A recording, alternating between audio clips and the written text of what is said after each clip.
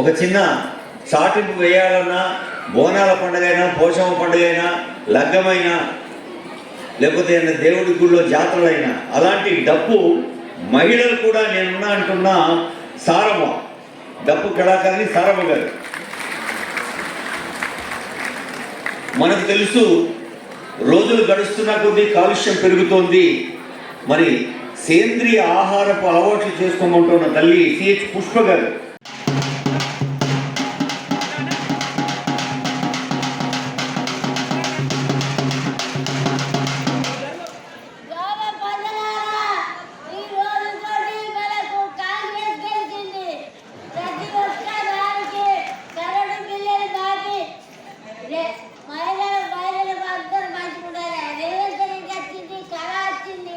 ప్రజలందరికీ మంచిగా ఉండాలి.